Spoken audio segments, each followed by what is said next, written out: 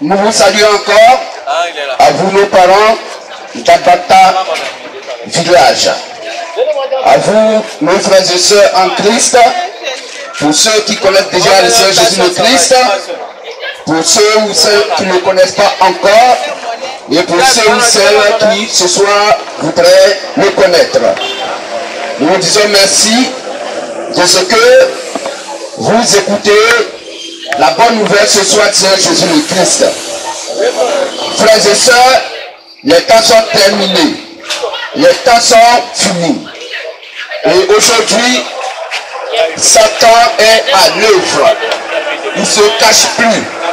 Il fait maintenant un visage découvert au travers de ses fils et ses filles, au travers de ses serviteurs, au travers de ceux que lui-même l'a envoyé sur la terre pour jouer lui son rôle.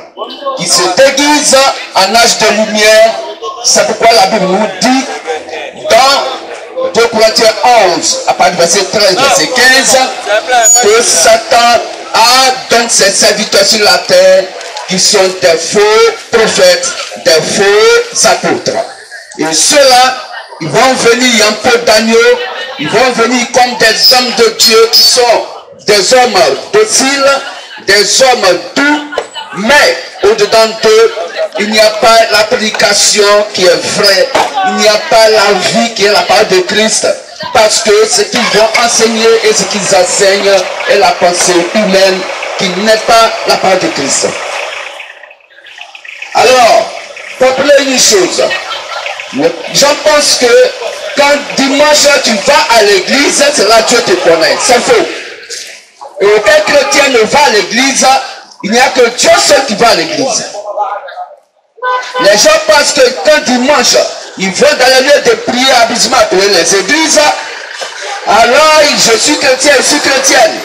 Alors il se dit qu'il est chrétien, qu'elle est chrétienne. C'est faux. C'est faux. Et vous êtes largement dans l'erreur. Et ce soir, la Bible va encore vous faire comprendre qu'il y a des adorations dans lesquelles vous êtes de manière sincère, mais vous êtes largement dans l'erreur. Et nous allons lire Matthieu 22, verset 29. Matthieu 22, le verset 29. Jésus leur répondit, vous êtes dans l'erreur, parce que vous ne comprenez ni les Écritures, ni la puissance de Dieu. Amen. Jésus leur répondit, vous êtes dans l'erreur, parce que vous ne comprenez ni les Écritures, ni la puissance de Dieu. Amen. Amen. Frères et sœurs, je crois que vous avez bien compris. C'est simple. La Bible dit, si quelqu'un est dans l'erreur, et que Dieu dit que la personne est dans l'erreur, ça veut simplement dire que la personne ne comprend pas Dieu. Ni de la part de Dieu, ni les Saintes Écritures, il ne comprend pas la parole de Dieu. Et encore quoi, la puissance de ce Dieu.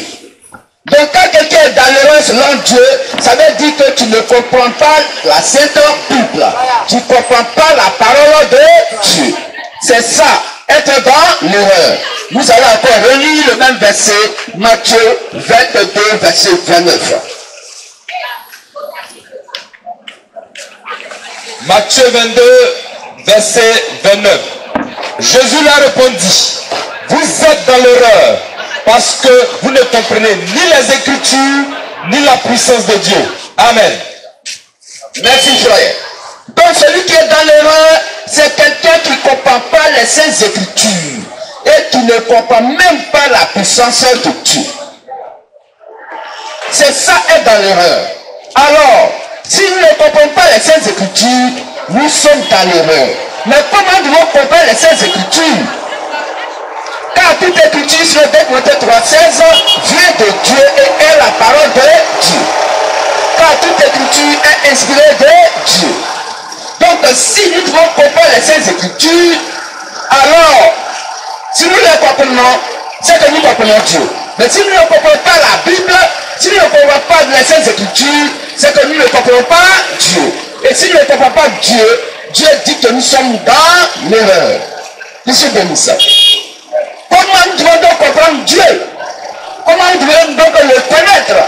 Comment nous devons connaître donc Dieu pour comprendre sa parole? Oh, Jésus 47 dit que celui qui est né de Dieu écoute la parole de Dieu. Mais il ne faut pas se donner à écouter. Est-ce que quand tu as écouté, est-ce que tu as compris? Parce qu'il faut comprendre Dieu. Il ne faut pas lire la Bible pour comprendre Dieu. Dieu, pour le comprendre, il faut sa propre parole. Donc quand tu as lu la Bible, tu l'as lu. Mais est-ce que tu as compris? Car si tu ne comprends pas les Saintes Écritures, tu es largement dans l'erreur. Selon Matthieu 22, 29. Oh, toute personne qui est dans l'erreur, il va à l'enfer. Toute personne qui est dans l'erreur, dans l'adoration, va à l'enfer. Tu ne vas pas au paradis, tu vas à l'enfer. Alors, comment nous devons être dans la vérité? Parce que si tu es dans l'erreur, c'est que tu n'es pas dans la vérité. Oh, Jésus-Christ est la vérité. Car sa parole est la vérité, sur Jean 17, 17. Sanctifie-le par ta vérité, car ta parole est la vérité. Donc celui qui est dans l'erreur ne connaît pas la vérité de Dieu. Il ne connaît pas la parole de Dieu. Il ne connaît pas les Saintes Écritures. C'est comme Matthieu 22, 29 dit que toute personne donc qui ne connaît pas les Saintes Écritures est largement dans l'erreur. Que c'est béni ça. Frères et sœurs, c'est ce que je veux vous faire comprendre. Aujourd'hui, vous êtes dans l'erreur sans le savoir. C'est exactement dit que vous ne savez rien des Saintes Écritures. C'est vrai, vous les lisez. C'est vrai, vous aimez Jésus-Christ. C'est vrai que vous adorez Jésus-Christ. Mais si vous l'adorez sous un faux angle, alors vous êtes dans l'erreur. Oh, celui qui est dans l'erreur va à l'enfer. Oh, le monde religieux, vous avez dans l'erreur sans que vous le sachiez. Comment on doit être dans la vérité de Dieu? Nous allons prendre 1 Jean 4, 4 à 6. Qui va nous faire comprendre comment nous devons avoir la vérité de Dieu. Parce que l'erreur, c'est la fausseté. L'erreur, c'est ce qui est mal, qui est mauvais. L'erreur, c'est la mauvaise compréhension de Dieu. L'erreur, c'est l'enfer. Et la vérité est la parole de Dieu qui doit être en nous. Oh, Dieu est sans erreur, car il est la parole qui est sans tache, donc mérite. Il est l'agneau, donc sans défaut. L'évangile en nous doit être sans défaut, sans erreur. Ce que dit les Saintes Écritures. Donc si nous adorons Dieu avec des erreurs, alors nous partons à l'enfer, donc avec un Satan. Parce que il faut que la vérité qui est Dieu, que sa parole soit dans les cœurs de ses fils et de ses filles pour aller au paradis. Une personne qui adore Dieu dans l'erreur va à l'enfer. Pourquoi? Parce que les Jean 4, après verset 4 à 6, confirme qui doit aller au paradis et qui va donc à l'enfer. Si quelqu'un adore Dieu avec des erreurs, la Bible dit que cette personne ne connaît pas Dieu. Nous allons lire ça tout à l'heure. 1 Jean 4, 4 à 6. Vous petits enfants, vous êtes de Dieu. Et vous avez vaincu. Réponds doucement pour que les gens comprennent. Ils s'entendent mieux. Allons-y. Vous petits enfants. Vous petits enfants. Vous êtes de Dieu. Vous êtes de Dieu. Et vous les avez vaincus. Et vous les avez vaincus. Parce que celui qui est en vous est plus grand que celui qui est dans le monde. Parce que Christ qui est en vous, la parole de la vérité en vous, est plus grand que le mensonge de Satan et qui est Satan qui est dans le monde. Eux, ils sont du monde. Donc eux là, ils sont du monde. C'est pourquoi ils parlent d'après le monde. C'est pourquoi dans l'adoration, ils vont parler selon le monde. Et le monde les écoute. Et le monde les écoute parce qu'ils parlent selon le monde, parce qu'ils ont le même langage que le monde. Donc le monde les écoute parce que le monde les comprend dans le langage des hommes. Nous, comme les apôtres Jésus-Christ donc parle pour dire nous, les apôtres, nous sommes de Dieu. Nous sommes de Dieu. Celui qui connaît Dieu nous écoute. Ah, donc celui qui connaît Dieu va écouter les disciples de Jésus-Christ. Il va écouter les apôtres de Jésus-Christ. C'est ce qu'a dit Jean 4, verset 4 à 6. Celui qui n'est pas de Dieu, ne nous écoute pas. N'écoute pas les apôtres de Jésus-Christ et les prophètes de Christ. C'est par là. Il dit c'est par là que nous connaissons l'esprit de la vérité et l'esprit de l'erreur. Qui se bénit ça? Amen. Donc si quelqu'un ne connaît pas les Saintes Écritures, il est dans l'erreur. Il n'est pas dans la vérité. Or, pour être dans la vérité, il faut donc connaître l'évangile que les apôtres ont prêché. Car celui qui connaît Dieu écoute les apôtres de Jésus-Christ. C'est par là qu'on reconnaît ceux qui sont donc dans l'erreur et dans la vérité. Donc toute personne qui a l'évangile que les apôtres ont prêché est dans la vérité. Car l'évangile qu'ils ont prêché était la parole de Christ et la vérité, ça c'est Jean 17, 17. En dehors de l'évangile, vous êtes largement dans l'erreur. Or, celui qui est dans l'erreur a la connaissance donc du monde. Il parle d'après le monde. Il parle selon le monde. Or, la pensée de Dieu n'appelle pas la pensée des êtres humains. Selon Esaïe 55, après verset 7 à 8, la pensée donc du monde n'est pas la pensée donc de Dieu. Quand nous prenons donc le livre de Jacques, la Bible nous fait comprendre dans Jacques 4.4 que celui qui aime le monde est ennemi de Dieu. Parce que la pensée du monde n'est pas la pensée de Christ. La pensée du monde s'appelle l'erreur. Et la pensée de Dieu s'appelle la vérité. C'est Jean 17, 17. Et c'est cette vérité-là qui doit être en vous. Voici cette vérité telle que la Bible l'a dite. Le grand maître béni Jésus le Christ, avant sa mort et sa résurrection, va laisser cette vérité, sa parole, la bonne nouvelle à ses disciples. Et il dit dans Matthieu 5, 18 à 19, tu es pierre sur cette pierre, je bâtirai mon église. Les portes du Seigneur de moi ne prévaudront point contre elle. Je te donnerai les clés du royaume des cieux. Ce que tu liras sur la terre sera lié dans les cieux, et ce que tu délieras sur la terre sera délié dans les cieux. Or, celui qui connaît Dieu doit écouter les apôtres de Jésus-Christ pour être dans la vérité. En dehors de l'évangile, vous êtes dans l'erreur. Donc, ce que les apôtres de Jésus-Christ ont condamné, Dieu a condamné ça dans les cieux. Ce qu'ils ont condamné dans l'adoration sur la terre, Jésus-Christ dit qu'il a condamné ça dans les cieux. Et ce qu'il prêche sur la terre, Dieu est d'accord là-dessus dans les cieux. Que je bénisse ça. Donc, ils sont les dépositaires de l'évangile. C'est eux qui sont la boussole de l'évangile.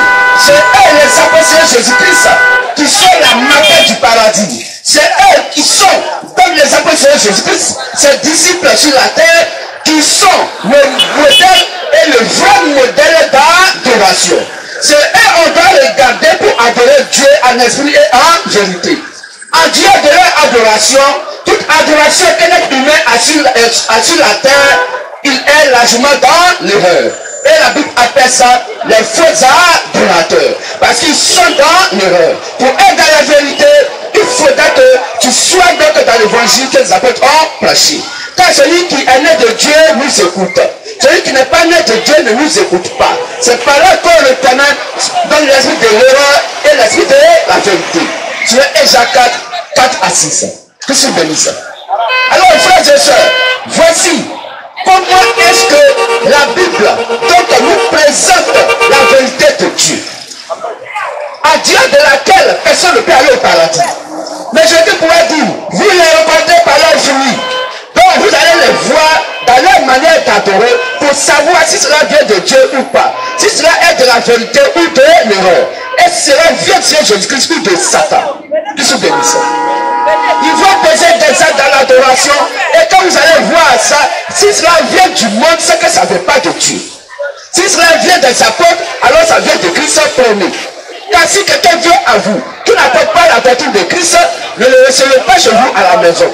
Lorsque cette personne n'a ni le Père, ni le Fils, ne le recevez pas chez vous à la maison.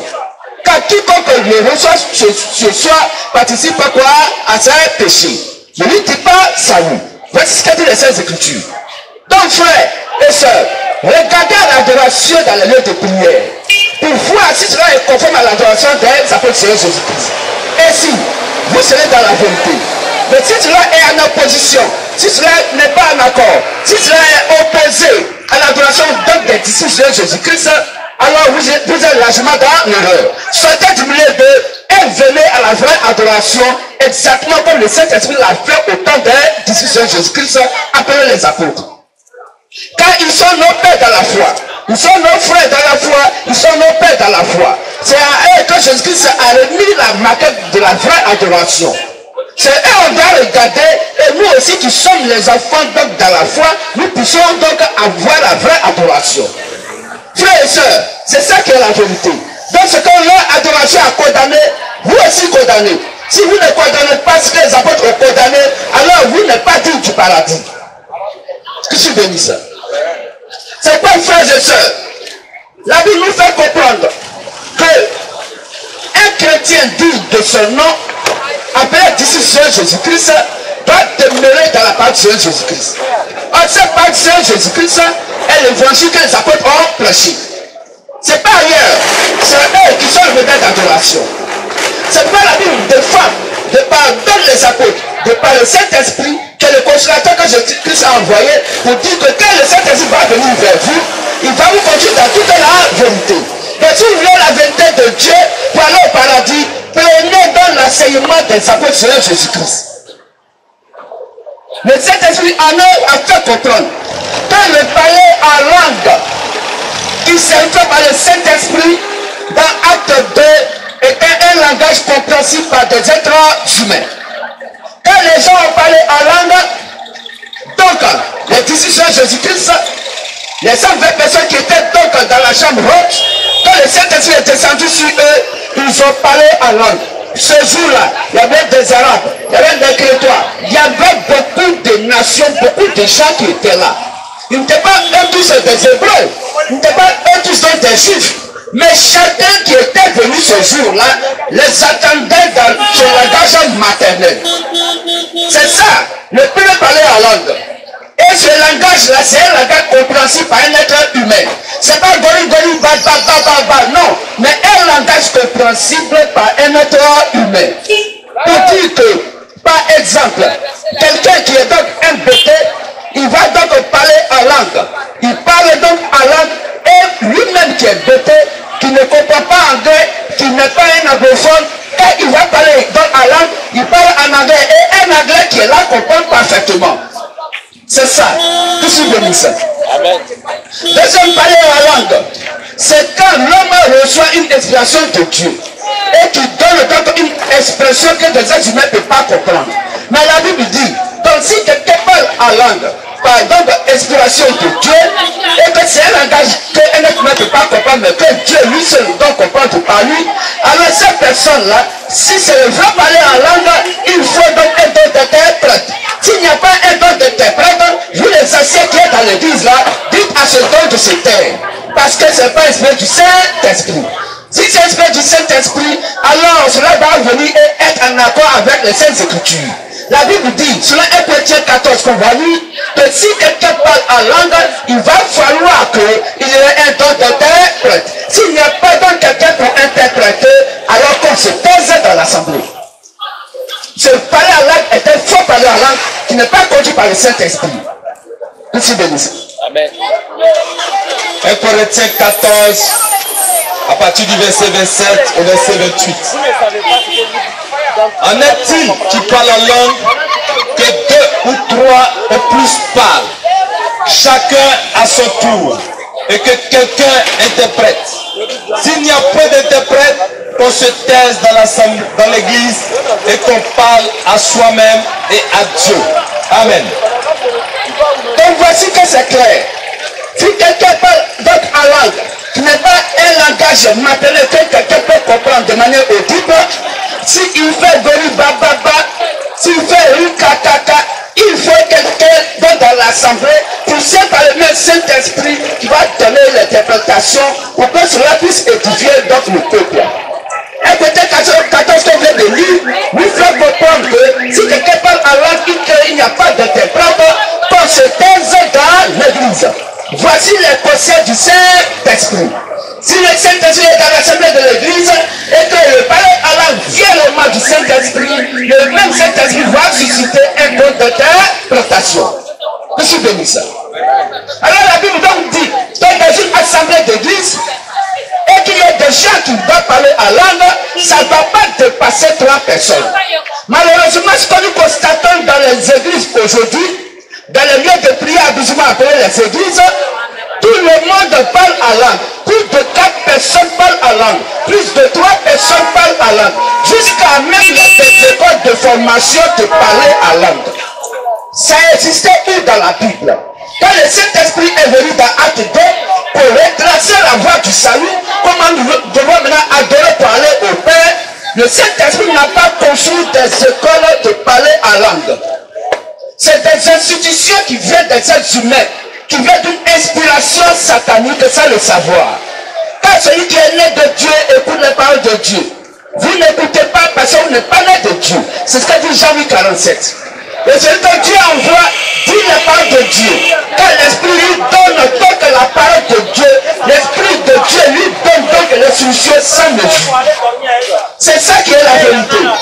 Quand Dieu envoie donc un messager, quand Dieu envoie quelqu'un sur la terre, il doit dire les paroles de Dieu et non lui-même ses propres paroles. Or, la parole de Dieu est quoi là? C'est un Bible. Donc, si quelqu'un dit que Dieu l'a envoyé, nous là on l'écoute au travers des Saintes Écritures. S'il dit quelque chose que la Bible n'a pas dit, alors il est de Satan. Car Dieu est la vérité et Satan est menteur et le père du mensonge, sur Jean 44. Alors, frères et sœurs, vous êtes largement dans l'erreur sans le savoir. Oui, vous êtes largement dans l'erreur. La Bible vient de nous définir comment les gens sont dans l'erreur.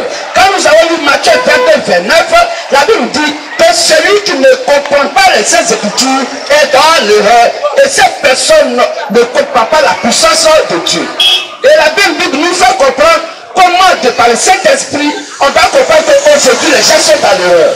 Quand nous avons lu 1 Jean 4 à 6, la Bible dit, les apôtres dont tape la porte pour dire, quand celui qui connaît Dieu nous écoute, nous les apôtres. Celui qui ne connaît pas Dieu ne nous écoute pas. Donc frères et sœurs, si d'avoir lieu d'adoration, c'est pas ce que les apôtres ont prêché qui se passe là-bas, vous êtes dans l'erreur. Ça passe le Galates 1, 6 à 9. Il va encore taper la partout. Parce que Jésus-Christ leur a donné Titus. Il leur a donné le pouvoir de l'évangile, de la prédication. Celui qui leur a dit, allez faire des nations des disciples. Donc il leur a donné donc le Titus, il leur a donné le pouvoir de la prédication. Pour que les disciples de Jésus-Christ, ils partent pour faire des nations des disciples. Ce n'était pas des pasteurs comme Jésus s'est envoyé. Ce n'était pas des docteurs qui l'ont envoyé. Ce n'était pas des bishops qui l'ont envoyé. Ce n'était pas des mamans pasteurs qui l'ont envoyé. Ce n'était pas des papes qui l'ont envoyé. Il a envoyé tous ses disciples, Seigneur Jésus-Christ. C'est à eux qu'il a dit, allez faire des nations des disciples. Donc si quelqu'un pense être disciple Seigneur Jésus-Christ, il doit avoir exactement la même adoration que les apôtres ont prêché. Car c'est eux que Jésus a envoyé. C'est eux que Christ a envoyé. Donc nous devons avoir une vraie adoration. Regardons donc à l'adoration des apôtres Seigneur Jésus-Christ. Ainsi, ton adoration est une vraie adoration. Tu vas au paradis. En Dieu de leur adoration, tout le monde va où? À l'enfer. Je parle dans Galates 1, 6 à 9, il dit qu'il n'y a qu'un seul évangile qui existe. Il n'y a pas plusieurs évangiles, mais il y a un seul évangile. Mais il y a des gens qui veulent tromper des gens. Des gens veulent vous tromper. Et qu'est-ce qu'ils font? Ils vont donc prêcher un autre évangile. Mais si un ange descend du ciel et qu'il prêche un autre évangile, autre que ce que nous les apôtres avons prêché, qu'il soit maudit. Donc frères et sœurs, voilà que c'est clair. Toute personne qui n'a pas dans l'évangile que les apôtres ont prêché, la Bible dit cette personne est maudite sans le savoir. C'est ce qui est écrit dans Galates 1, 6 à 9 que nous allons lire. Galates 1, 6 à 9. Je m'étonne que vous vous détourniez pour passer à un autre évangile. Non pas qu'il y a un autre évangile, mais il y a des gens qui vous troublent et qui veulent renverser l'évangile de Christ. Mais quand nous-mêmes, quand un ange du ciel annoncerait un autre évangile que celui que nous vous avons prêché, qu'il soit anathème. Nous l'avons dit précédemment, et je le répète à cette heure, si quelqu'un vous annonce un autre évangile que celui que vous avez reçu, qu'il soit anathème. Amen. Amen. Donc, frères et sœurs, C'est simple et c'est clair. En dehors de la prédication des apôtres de Jésus-Christ, il n'y a pas de vraie adoration. C'est pourquoi ils disent que si quelqu'un prêche un autre évangile en dehors de l'évangile qu'ils ont prêché, cette personne est maudite. Frères et sœurs, il y a des frères et des sœurs que des gens donc se disent hommes de Dieu, donc font des maudits et des maudits sans le savoir. Parce qu'on nous a fait croire que l'évangile que nous prêchons, on nous a fait croire que l'évangile qu'eux ils prêchent, donc dans les lieux de prière et que vous les écoutez, nous a fait croire que c'est la vérité. Frères et sœurs, pour connaître la vérité qui vient de Dieu, il faut voir si l'adoration est conforme à l'adoration des apôtres de Jésus-Christ. Sur l'Éphésiens 19 à 20, il dit, vous n'êtes plus des étrangers du paradis. Vous êtes maintenant des concitoyens des gens de la maison de Dieu, étant édifiés sur le fondement posé par les apôtres et les prophètes. Jésus-Christ était la pierre angulaire. Voici comment il faut reconnaître que tu as la vraie adoration. Il faudrait que tu sois édifié sur le fondement posé par les apôtres et les prophètes de Jésus-Christ. En Dieu de leur adoration, frères et sœurs, toute personne qui t'appelle l'évangile t'amène à l'enfer sans que tu le saches. Si l'adoration que tu as dans ton lieu de prière n'a rien à voir avec ce que les apôtres ont prêché, alors tu vas à l'enfer sans le savoir. C'est pourquoi la Bible dit que nous devons être édifiés sur leur prédication. Nous devons être édifiés sur leur fondement. C'est pas Paul pourrait dire, dans 1 Corinthiens 3, à partir du verset 10 à 11, j'ai posé le fondement de l'évangile comme un sage architecte. C'est ce que Paul a dit. C'est Paul qui a posé le fondement de l'évangile. C'est les apôtres de Jésus-Christ qui ont posé donc le fondement de l'évangile. Il dit, j'ai posé le fondement comme un sage architecte. Si quelqu'un veut bâtir, qui sait la manière dont il doit bâtir. Qui ne bâtisse pas sur un autre fondement, mais sur le fondement que moi, Paul, j'ai posé. Or, Paul est disciple du Seigneur Jésus-Christ. Il est donc apôtre du Seigneur Jésus-Christ concernant l'église des nations. Voici ce qui est la vérité. Dans en dehors des apôtres, il n'y a pas de vraie adoration. C'est pourquoi ce que eux l'évangile condamne et que vous voyez ça dans vos lieux de prière, quittez là-bas et venez à la vraie adoration. Ce que eux l'évangile condamne, alors vous aussi condamnez. Il n'y a qu'un seul. Quand Jésus-Christ se reconnaît en tant que la vérité absolue, car c'est à eux il a envoyé le Saint-Esprit. C'est à eux il a dit, je vous envoie un autre consolateur. Je vous envoie l'onction. Et quand l'onction va arriver, sur 1 Jean 2, 27, alors vous connaîtrez la vérité. C'est ce qui est écrit. Donc, frères et sœurs, le Saint-Esprit est avec des apôtres. Quand Jésus-Christ était là, et avant sa mort et sa résurrection, avant que le Saint-Esprit ne vienne, Jésus dit que lui, il ne prie pas pour le monde. Selon Jean 17, verset 9. Il dit, j'ai pris pour tous ceux qui vont croire en moi, mais de par leur parole. Donc Jésus-Christ nous reconnaît et nous sommes de par la parole des apôtres de Jésus-Christ. Donc si quelqu'un n'a pas l'évangile que les apôtres ont prêché, Dieu ne le connaît pas. Jésus-Christ ne te connaît pas.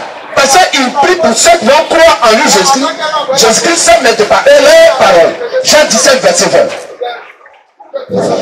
Jean 17, verset 9. C'est pour eux que je prie.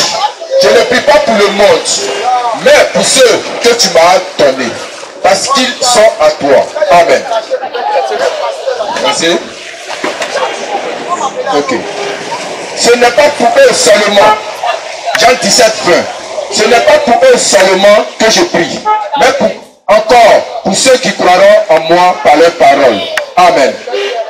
Donc, frères et sœurs, voici que c'est clair.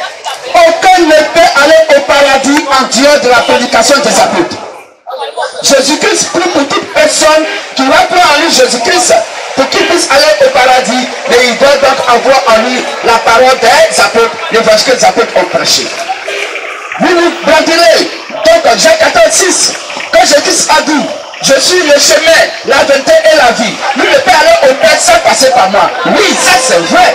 Mais est-ce qu'il vous a dit comment donc on doit passer par lui pour aller au Père?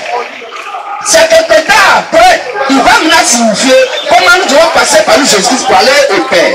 Et il dit pour passer par lui pour aller au Père, il faut écouter les apôtres. Car c'est à eux qu'il a donné les clés du royaume des cieux. Mais entre nous, frères et sœurs, si toi tu as voyagé et que ta clé de ta maison tu as donné à ton voisin ou à ta voisine, ta femme est sortie, elle est partie au marché et tu insultes ta voisine pour dire que ah, ma femme est partie au marché et moi je suis parti, je sors tardivement, voici les clés de la maison, si elle vient, tu vas lui remettre. Ta femme venant à quand tu marchais, elle vient à la maison, tu n'es pas là. Tu es allé au travail ou tu as voyagé. Mais qu'est-ce qu'elle va faire pour rentrer à la maison? Elle connaît ton numéro et elle t'appelle. Mon mari, oui, tu as fait ton voyage, bien tu es au travail, je suis arrivé à la maison. Où tu as mis la clé? Où est-ce que tu as mis la clé? Je vais rentrer. Et son mari lui dit, il faut voir le voisin ou il faut voir la voisine. J'ai laissé la clé là-bas. De vous à moi, est-ce que la femme va dire que non, avant que le mari ne parte là, il lui a pas dit qu'il devait mettre les clés, donc, ou remettre les clés donc, à la voisine ou au voisin? Est-ce qu'elle va attendre que son mari vienne d'abord du travail avant de rentrer? Non. Tu nous enseignes que nous avons même l'habitude de demander au voisin ou à la voisine, est-ce que mon enfant n'a pas laissé la clé de la maison ou mon mari n'a-t-il pas laissé la clé de la maison? Donc si c'est la voisine qui a la clé de ta maison, parce que ton mari a déposé la clé là-bas, tu vas tout simplement demander à la voisine, mon mari a déposé les clés ici, et dit oui, voici tes clés. C'est ça. Donc si Jésus-Christ a remis les clés du royaume des cieux aux disciples du Seigneur Jésus-Christ appelés les apôtres, si tu veux aller au paradis, tu vas passer par qui? On passe par celui qui a les clés. C'est pas il a dit que j'ai pris pour vous, pas seulement donc pour eux les apôtres, mais j'ai pris aussi pour vous que eux l'évangile demeure en vous. J'ai pris pour tous ceux qui ont cru en moi Jésus-Christ, mais pas eux leur parole. Puisque c'est leur parole qui est la clé du paradis. C'est leur parole qui est la clé du royaume des cieux. C'est vrai, frères et sœurs. Ce que les apôtres de Jésus-Christ ont condamné, nous condamnons. Alors vous aussi condamnez. Car le salut n'est pas personnel. Le salut est commun. Car tous les chrétiens, tous les fils et les filles de Dieu ont en commun leur Père.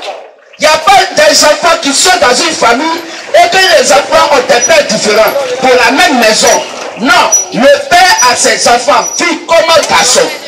Et tous ont leur père en commun. De la même manière, nous avons notre Père qui est Christ en commun. Selon 1 Corinthiens 1, donc verset 10, tous les chrétiens, les enfants de Dieu, doivent avoir donc le même Dieu, le même esprit, le même langage, la même manière de comprendre Dieu. C'est ça qui est la vérité. Et aujourd'hui, pour que nous comprenions Dieu, pour comprendre le Seigneur Jésus-Christ, il faut écouter ce que les apôtres ont prêché. Il faut écouter ce que les apôtres de Jésus-Christ ont prêché. Car c'est eux qui ont la pierre qui est la révélation de la part de Christ. En Dieu de leur adoration, personne ne va au paradis. C'est que dit toutes les vies du monde entier. Donc si la Sainte Bible, si Christ a condamné donc le baptême de nouveau-né, parce que selon Marc 16, 15 à 16, on ne peut pas baptiser un nouveau-né. Car la Bible dit que celui qui croira et qui sera baptisé sera sauvé. Le nouveau-né que vous baptisez, il a cru en quoi? Voici comment vous êtes largement dans l'erreur. Marc 16, 15 à 16. Qu'on va lire. Celui qui croira et qui sera baptisé sera sauvé. Donc frères et sœurs, si tu es dans un lieu de prière où on baptise des nouveau-nés, il faut sortir de là. Le Saint-Esprit n'est pas là-bas. Car le rôle principal du Saint-Esprit, c'est de nous conduire dans la parole de Dieu qui est les Saintes Écritures. Or, Dieu ne peut pas s'opposer à sa propre parole, car il veut sur sa parole pour les écouter. C'est ça qui est la vérité. Donc, un nouveau-né qu'on baptise n'est pas reconnu par les Saintes Écritures. C'est un faux baptême. C'est des institutions humaines. C'est des êtres humains qui ont apporté cela. Ça ne veut pas du Saint-Esprit. Parce que quelqu'un qui est baptisé, il doit donc prendre un engagement de bonne conscience en vertu. Le nouveau-né peut prendre quel bon engagement de bonne conscience en vertu. Voici ce qui est l'erreur. Toujours béni ça. Frères et sœurs, ce que nous devons comprendre, Dieu veille sur sa propre parole. Obéissant à sa propre parole, il ne peut exécuter rien que sa parole. En Dieu n'a pas de tout ce qui sont les Saintes Écritures, Dieu ne reconnaît rien. C'est pourquoi, et si on doit les regarder dans les lieux de prière, il ne faut pas que les gens puissent nous mentir. Car vous savez lire, vous savez écrire, vous êtes des hommes sages, des femmes sages et intelligentes. Si tu ne sais pas lire, là on peut te tromper. Mais tu sais lire ce qui est noir sur blanc. Ce qui est écrit noir sur blanc dans la Bible, c'est ce que Dieu a dit. C'est ce qui est la vérité. En dehors de cela, tout ce qui vient en dehors de ces écritures, ça vient de Satan. Quand on n'a rien ajouté à la parole de Dieu, on n'a rien à retrancher. Ce qu'on y ajoute vient du mariage sur Matthieu 5:37. C'est ça qui est la vérité. Les gens vous ont menti depuis longtemps et continuent de vous mentir. Et comment vous aimez la parole, vous aimez Dieu, vous aimez le Seigneur Jésus-Christ, alors vous les suivez. Le chrétien n'est pas un suivis. La Bible dit que le chrétien, c'est celui qui demeure dans la parole de Christ. Donc si quelqu'un te perd la parole de Dieu, tant que ce soit nous prêchons la parole de Dieu, vérifiez tout ce que nous prêchons avec la Sainte Bible pour savoir si nous vous mentons ou bien nous vous disons la vérité. Ne vérifiez pas avec votre homme de Dieu. Ne vérifiez pas avec vos églises. Vérifiez avec la Sainte Bible. C'est comme ça que les chrétiens doivent faire. Quand nous prenons Acte 17, 11, Acte 11, 26, c'est clair que le chrétien doit vérifier avec les Saintes Écritures. Et le chrétien, c'est celui qui demeure dans la parole du Seigneur Jésus-Christ. Pas demeurer dans la parole, c'est demeurer dans la Sainte Bible. Puisque le rôle principal du Saint-Esprit, c'est de nous conduire dans la vérité qui est la parole de Christ. Donc personne ne peut prétendre avoir le Saint-Esprit en dehors de la Sainte Bible. Puisque la Sainte Bible est la parole de Dieu, et cette parole de Dieu est la vérité, sur Jean 17, 17. Sanctifie pas ta vérité, car ta parole est la vérité.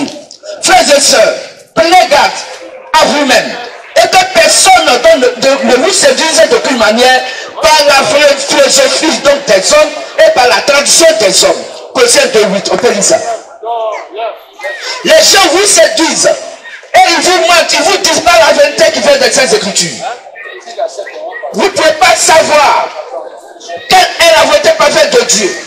La Bible dit que ceux qui demeurent dans la parole que les apôtres de Jésus ont prêché, il n'y a que ceux-là qui vont au paradis. Donc si les apôtres, le Saint-Esprit a condamné l'application de la femme, alors vous aussi condamnez l'application de la femme.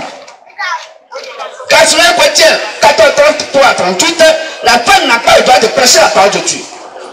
Selon 1 Timothée 2, à partir du verset 9 au verset 15, la femme n'a pas le droit à la prédication de l'évangile. Selon Apocalypse 2, verset 19 à 20, la Bible dit que la femme n'a pas le droit à la prédication. Mais vous allez brandir Jérémie, Joël 2, 28, pour dire il est écrit que dans les derniers temps, Dieu dit, je répandrai mon esprit sur toute chair. Vos jeunes filles prophétiseront, vos jeunes gens vont donc avoir des visions. Les jeunes gens vont avoir des visions et les jeunes filles vont prophétiser. Donc si Dieu dit que les jeunes filles doivent prophétiser, ça veut dire qu'elles doivent enseigner. Est-ce que prophétiser est donc identique à enseigner? Est-ce que prophétiser donc veut dire enseigner la parole de Dieu? De telle sorte qu'aujourd'hui, des hommes de Dieu, des femmes confondent dans ce que la Bible appelle donc prophétiser. Ce que la Bible appelle une prophétesse. La prophétesse, les Saintes Écritures, c'est une femme qui a en elle l'esprit de prophétie. La prophétesse sur les Saintes Écritures, c'est une femme qui a en elle l'esprit de prophétie. Elle doit prophétiser. Et sur la Bible, prophétiser veut dire révéler les secrets des cœurs. C'est pas prêcher la parole de Dieu. On va prendre Corinthiens 14, donc pour lire. Par Corinthiens 14, à partir du verset 24.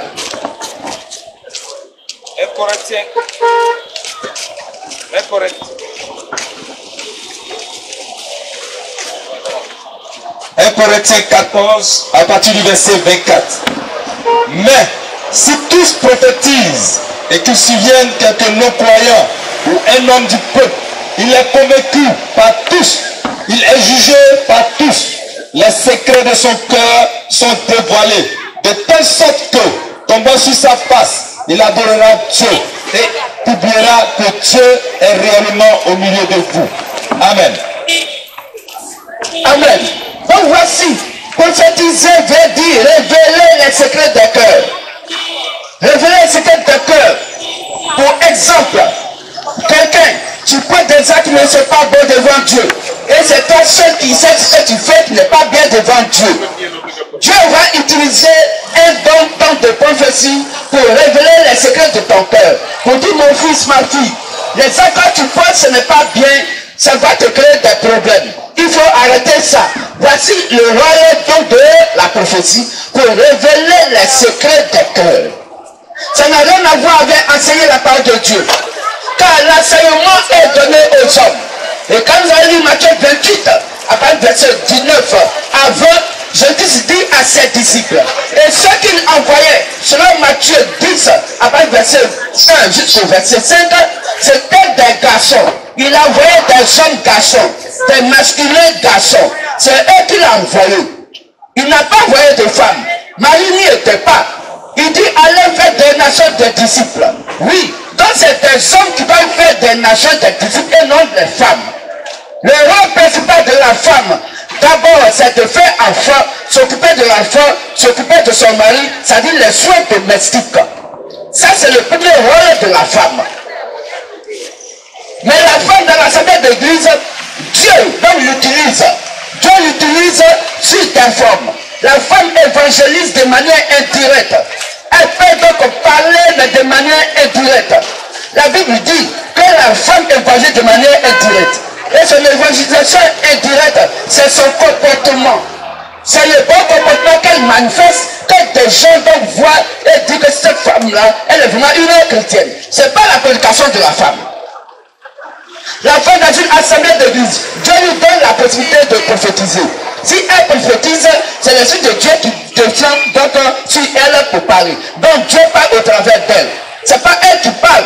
La prophétie venant d'une femme, ce n'est pas la femme qui parle. C'est Dieu en elle qui parle. Et si Dieu parle, donc elle n'est pas consciente de ce qu'elle a dit. Une prophétie qu'une femme fait, et la femme répète exactement, après que l'esprit de Dieu l'ait quitté sur elle, et elle va répéter exactement ce qu'elle a reçu comme prophétie. C'est une fausse prophétie. C'est des choses qu'elle sait qu'elle est venue dire dans l'église. Ce n'est pas une prophétie qui vient de Dieu. La femme dans l'église, elle chante, oui. Voici ce que Dieu lui donne comme possibilité de s'exprimer dans l'église. Puisque des femmes font partie donc de la chorale de Dieu. Des femmes font partie donc des chants de Dieu. Je suis béni ça. C'est ce que dit les Saintes Écritures. La femme n'a pas droit à la prédication.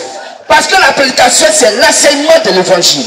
Et quand Jésus-Christ envoyait des gens, c'est des hommes qu'il a envoyés pour enseigner la parole de Dieu. Je suis béni ça. Frères et sœurs, il y en a encore beaucoup d'autres choses. Il y a des fêtes commandées par Satan sur la terre que les gens ont repris dans les assemblées d'église. Les gens ont envoyé dans les lieux de prière. Une fête, la fête de Noël. Mais vous comprenez que c'est une fête de Noël. Dans cette fête-là, c'est la famille de Noël qui fait ça. À quoi ça concerne les hommes de Dieu? Et les gens vont croire que Noël s'appelle Jésus-Christ. C'est faux. Dans la Bible, il n'y a aucun verset biblique qui dit que Jésus s'appelle Noël. C'est du faux. Voici une grave erreur dans laquelle vous êtes encore. Fête de Noël. Et c'est là, 24 décembre, des gens vont aller dans les lieux de prière pour fêter la nativité de Noël. Aucun verset biblique ne dit que Jésus s'appelle Noël. La fête de Noël, c'est une fête démoniaque. C'est une fête satanique. Ça n'a rien à voir avec les Saintes Écritures. D'ailleurs, Jésus-Christ n'est pas né en avril. Il n'est pas né en décembre. Il est né en avril. Jésus-Christ n'est pas né en décembre. Il n'est pas né le 25 décembre. Il n'est pas né le 1er janvier. Il est né en avril. C'est ce que dit Exode 12, à partir du verset 1, qu'on va lire. Donc c'est encore du mensonge que les gens nous font comprendre. Une erreur très grave pour dire que Jésus-Christ est né donc le 27 décembre et qui s'appelait donc Noël. Mais pourquoi 27 décembre? Il y a encore une personnalité. Comme les gens appellent Papa Noël, le Père Noël. Il n'est pas le Père de Noël, mais il est le Père Noël. Comment quelqu'un, un enfant, peut être lui-même son propre Père? Pourquoi c'est le Père Noël qui apparaît donc le 25 décembre? Et c'est pas le Père de Noël. Parce que c'est le Père de Noël, c'est que Noël va naître donc le 25 décembre. Mais si son papa est déjà là, et qu'on l'appelle le Père de Noël, mais c'est que Noël est déjà né. Pourquoi encore il faut fêter sa nativité? C'est ça le problème. C'est pourquoi, frères et sœurs, Dieu n'est pas dans les anniversaires. Voici encore un piège de Satan. Dieu n'est pas dans les anniversaires. Voici encore une fête de Saint-Valentin. Mais tout nous a dit que Valentin est saint. Voici, c'est une fête de Saint-Valentin. Mais la fête n'est pas pour nous tous, c'est pour Valentin. Et les gens ont pris ça, ils sont mis dans l'église. Voici des erreurs très graves. Une fête de Saint-Valentin, fête des amoureux. Quand il y a une fête des amoureux, c'est entre l'homme et la femme. Bon, là, on fait qu'on parle là, vous-même vous dites, le monde dit que c'est la fête de Saint-Valentin. Mais si c'est une fête de Saint-Valentin, c'est entre Valentin et sa femme.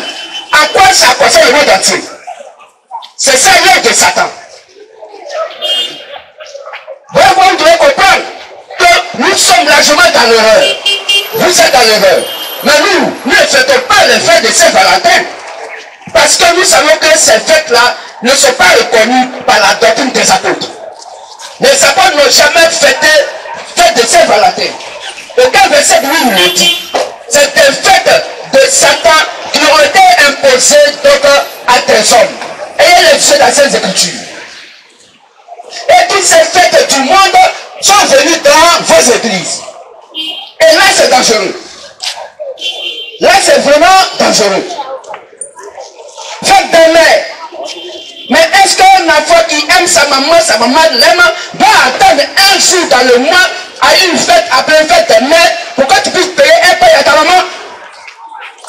C'est là que tu vas reconnaître ce jour-là que tu as eu mère. Donc pour toi, elle était morte. Ce sont des fêtes démoniaques. Mais vous ne comprenez pas la profondeur. C'est quoi la Bible vous dit dans Matthieu 22, 29, que si vous ne comprenez pas les Saintes Écritures, vous êtes vraiment dans l'erreur. Que je bénisse. Si un enfant veut donc honorer sa mère, mais il va honorer sa mère, en quoi est-ce que la maman de Yahweh est égale à la maman de Kofi? En quoi les deux, ou toutes les mères du monde entier doivent avoir le même programme de fête? En quoi? Voilà comment Satan utilise ce monde. Quand la Bible dit Satan est le maître de la terre et le monde entier est sous la puissance du malin. C'est ça qui est là. Ce sont des erreurs très graves. Aucun apôtre de Jésus-Christ et dans la Bible n'a jamais dit qu'un chrétien doit faire ce genre de fête. Il y a encore d'autres fêtes que vous connaissez, que nous tous nous connaissons, mais que Satan fait adorer à des gens, faisant croire que ça vient de Dieu. Tout ce qui n'est pas mentionné dans la Bible vient de Satan. Tout ce qui n'est pas reconnu par les Saintes Écritures, ça vient de Satan. Fête d'Assomption, où on fait croire qu'une certaine femme serait enlevée et qu'elle s'appelle Marie, mère de Jésus.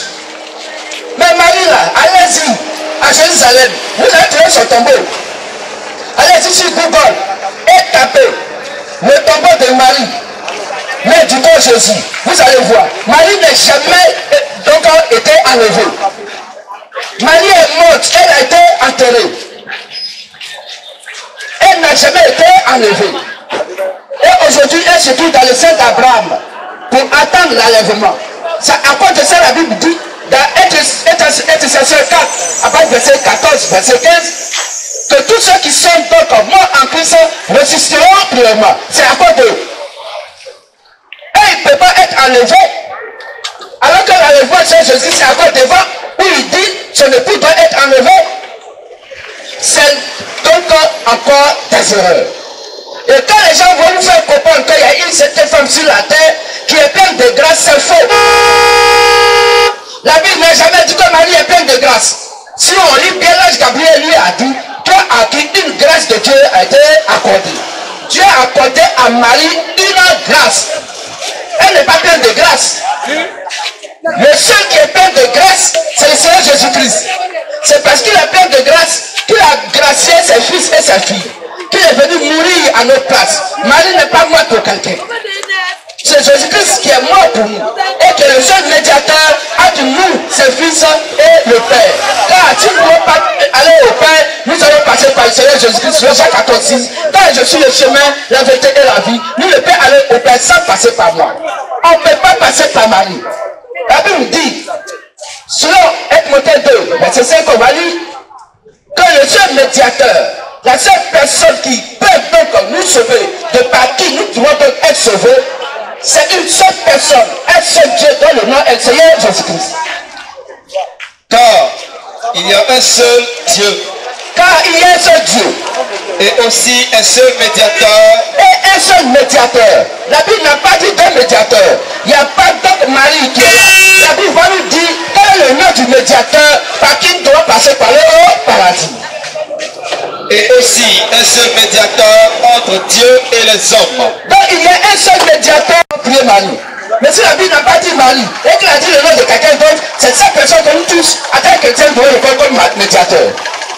Jésus-Christ homme. Donc c'est Jésus-Christ homme qui est le seul médiateur entre Dieu et les hommes. C'est pas Marie. C'est une erreur très grave. C'est pas Marie.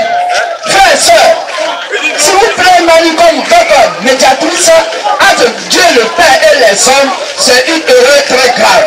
C'est pas nous qui le disons, c'est toute la Bible du monde entier. Et nous donnons le verset 1 Timothée 2, verset 5.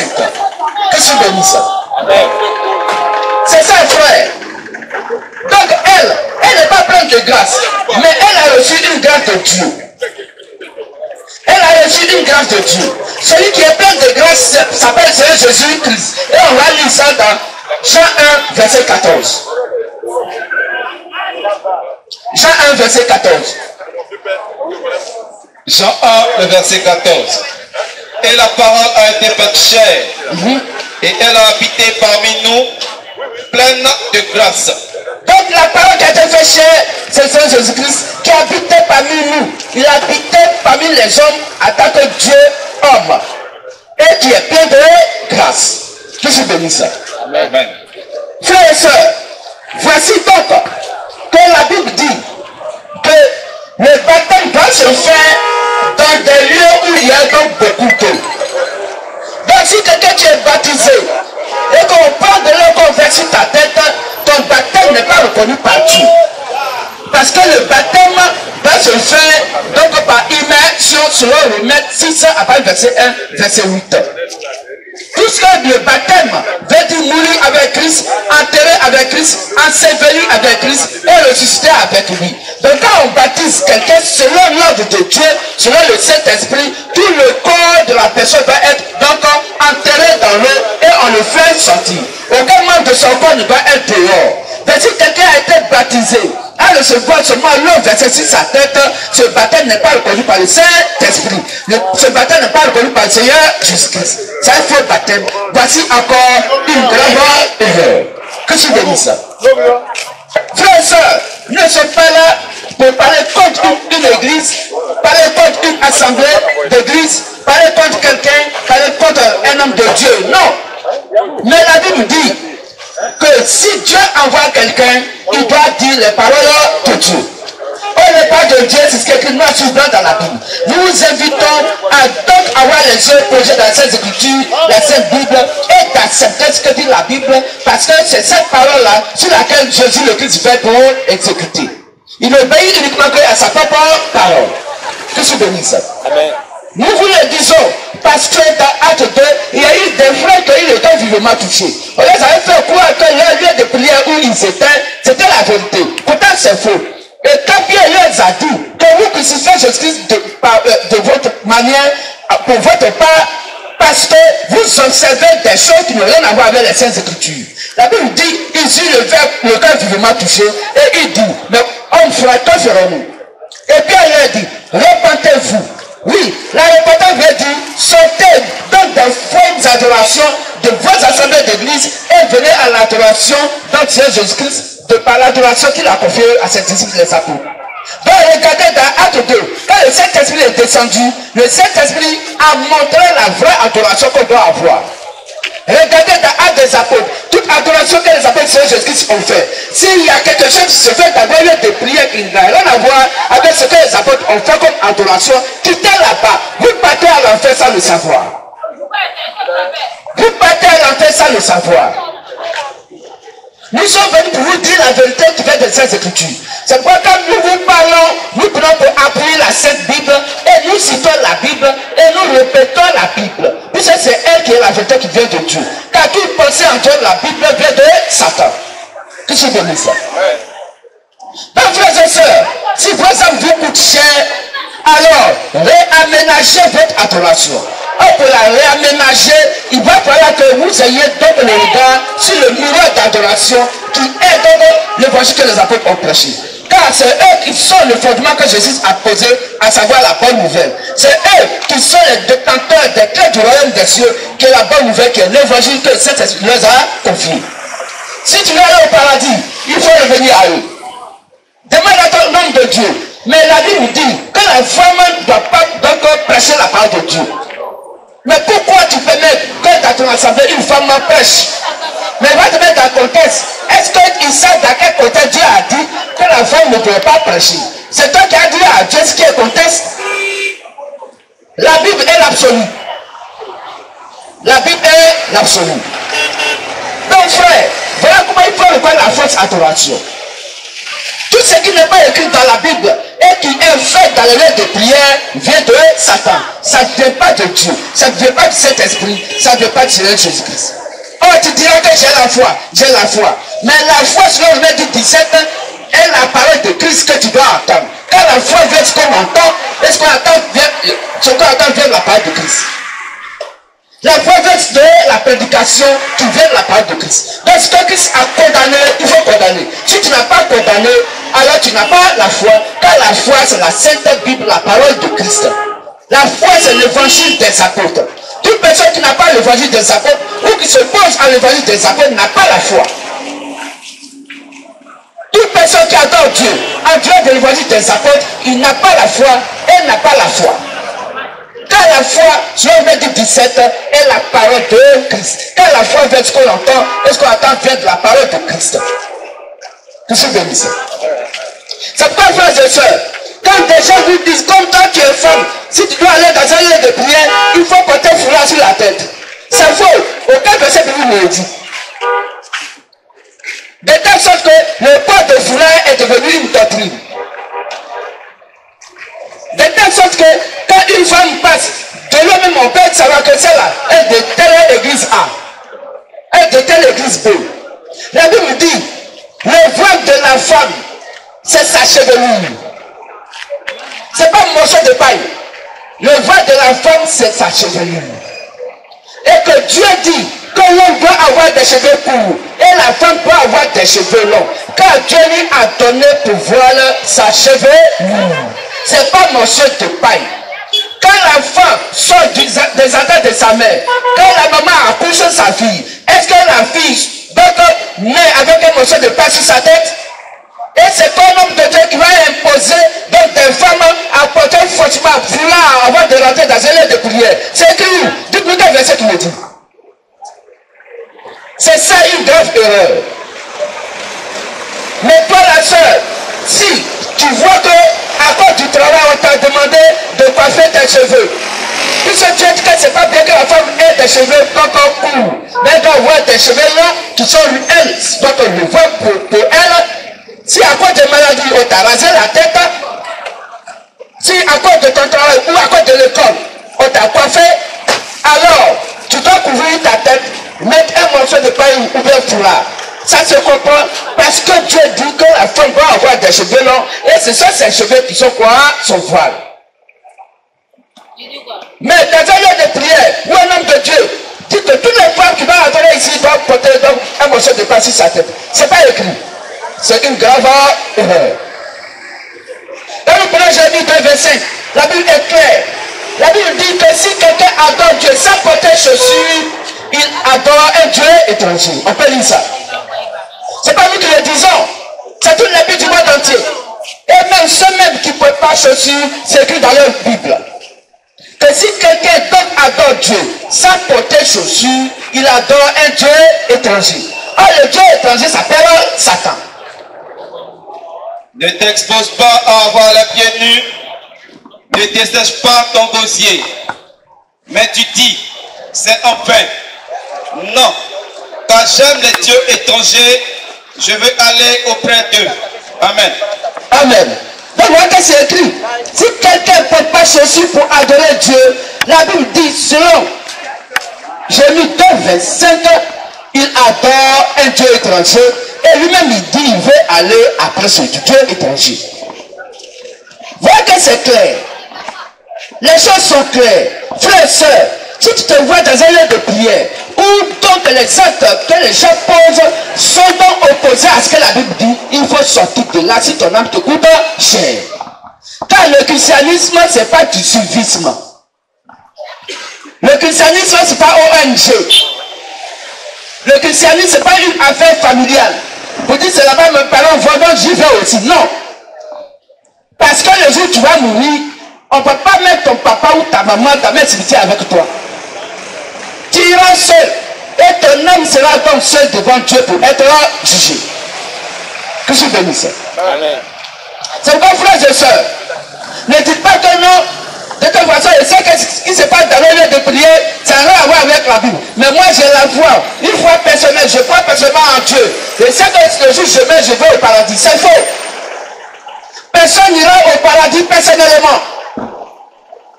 Dieu regarde à ton homme de Dieu. Il regarde à celui qui te prêche la parole de Dieu. Si celui qui te prêche la parole de Dieu est sauvé, toi qui as écouté, qui est dans le lieu de prière, tu es aussi sauvé. Mais si ton homme de Dieu n'est pas sauvé, toi aussi tu n'es pas sauvé. C'est pourquoi la Bible dit que le salut est commun. Et la mort et la vie aussi est aussi commun. Pourquoi?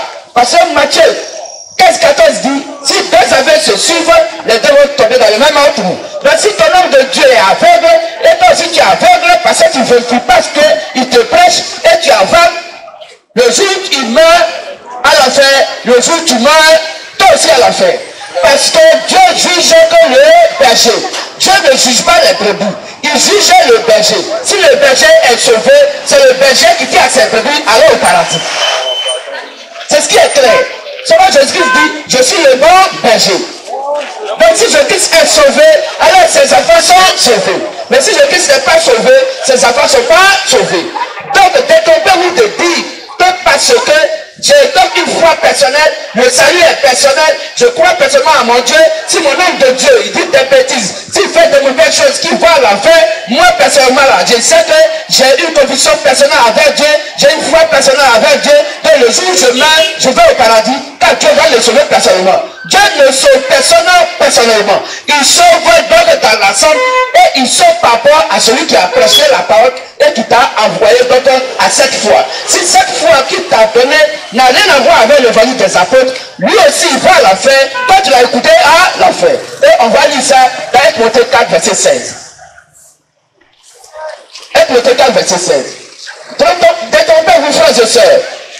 Ne pensez jamais que vous êtes sauvé individuellement de par votre comportement. Personne n'est sauvé de par son comportement. Les gens sont sauvés de par la parole de Dieu qui est dans leur cœur. Dieu ne sauve pas le comportement.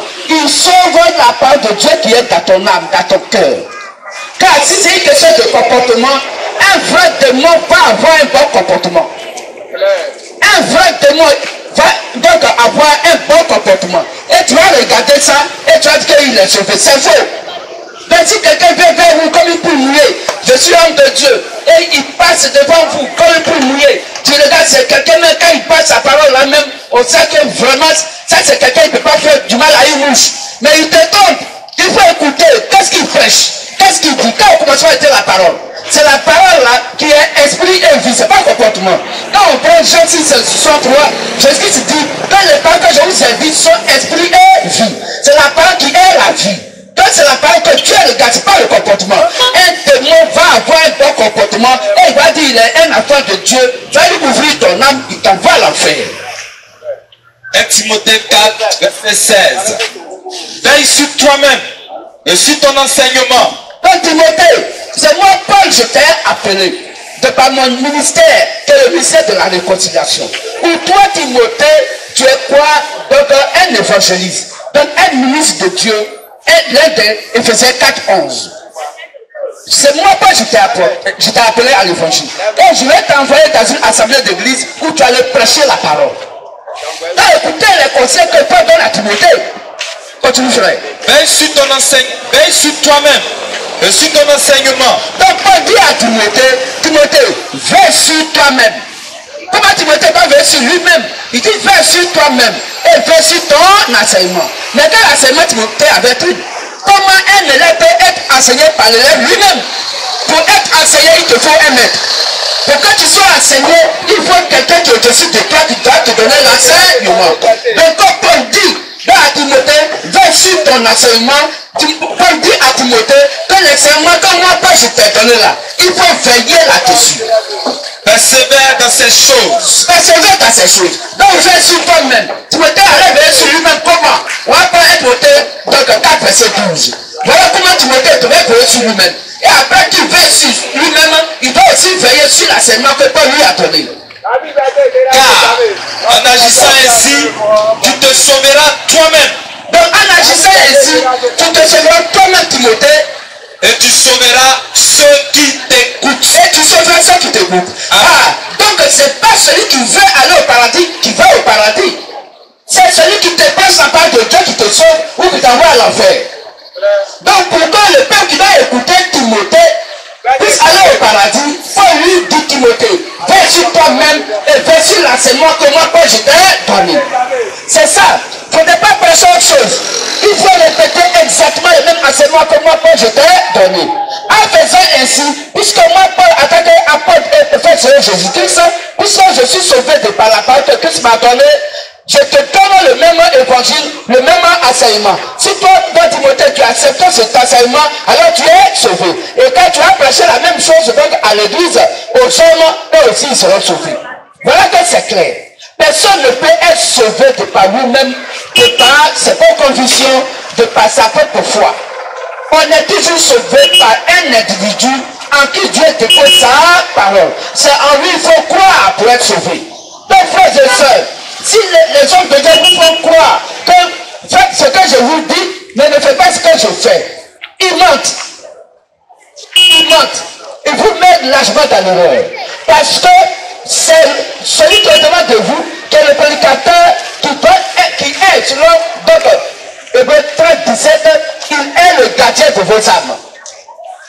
Donc si le gardien de vos âmes fait ce qu'il veut, et puis vous dites que non, ne faites pas comme lui. S'il a un mauvais comportement, ne faites pas mauvais comportement comme lui. S'il fait des mauvaises choses, s'il prêche mal, c'est pas grave. C'est grave. Parce qu'il faut que lui soit sauvé pour que vous aussi vous soyez sauvés. S'il n'est pas sauvé, vous non plus vous n'êtes pas sauvés. C'est pourquoi si ça vous coûte cher, vérifiez ce que les gens vous prennent dans le lieu de prière. Est-ce que cela est conforme avec la Sainte Bible? Surtout l'évangile que les apôtres ont prêché.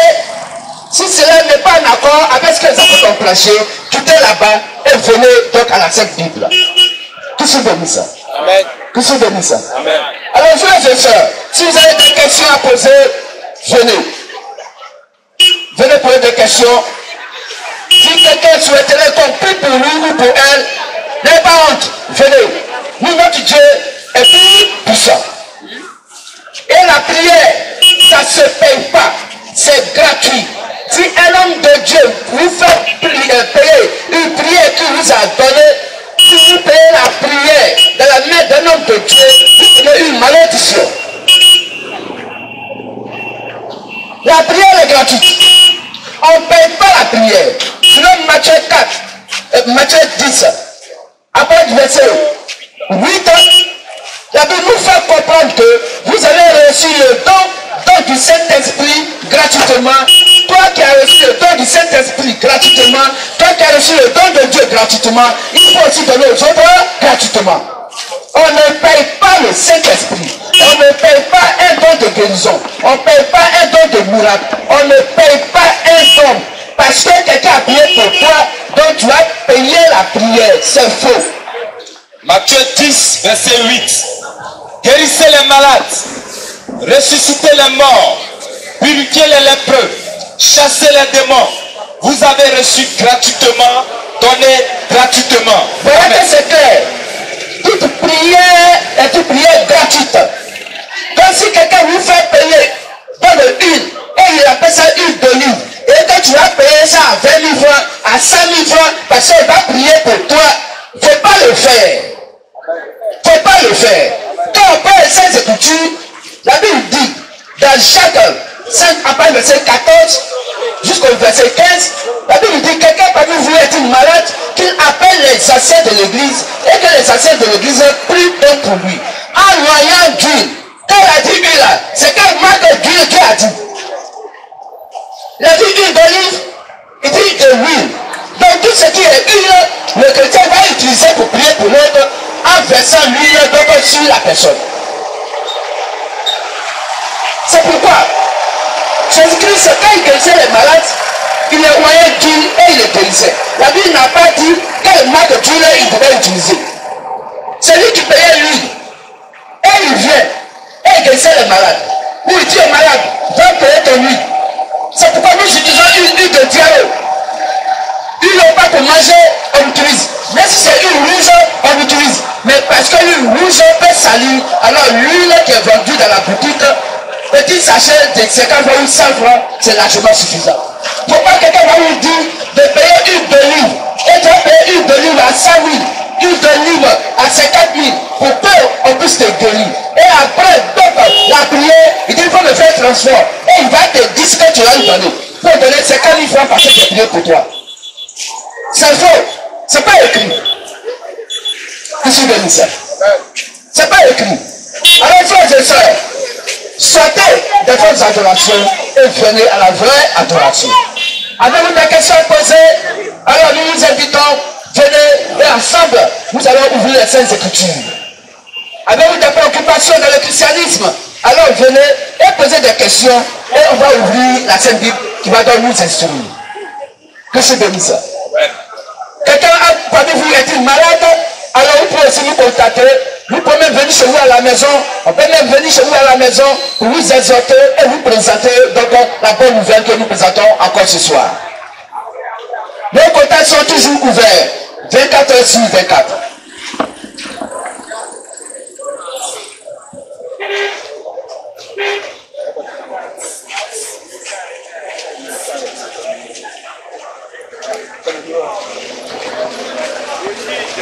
Donc frères et sœurs, voici nos contacts sur lesquels vous pouvez nous joindre. En tout temps, nous sommes le ministère de la voix de minuit, Matthieu 25 et à 6, qui n'a rien à voir avec de minuit de Kakou Philippe. Nous sommes le ministère de la voix de minuit, Matthieu 25 et à 6. Précisément ici à Cocody, nous résidons au quartier Riverenciade. C'est là que se trouve notre lieu de prière. Nos cultes commencent à 9h et nous finissons à midi. Nous sommes tout juste à 50 mètres plus près de la pharmacie Umputo, donc au Goudron. Vous pouvez nous joindre au 07 57 76 59 et 20. Au 07 57 76 59 et 20. Nous sommes aussi au 01 71 16 79 64. Nous sommes au 01, je répète, 01 71 16 79 et 64. Que le Dieu de la Sainte Bible, que Jésus bénisse chacun et chacune et qu'il accorde à chacun et à chacune donc la bénédiction qu'il a prévue en cette journée et pour le reste du temps. Nous disons merci pour toute l'attention que vous avez portée donc à la prédication de ce jour et pour les autres jours. Aujourd'hui, nous sommes au 3e jour de l'évangélisation publique dans votre quartier. Que Christ bénisse chacun et chacune et que ceux qui sont malades qui nous entendent, que Saint Jésus le Christ leur apporte la guérison dans le lieu où donc vous trouvez. Que Christ bénisse chacun et chacune. Merci. Amen.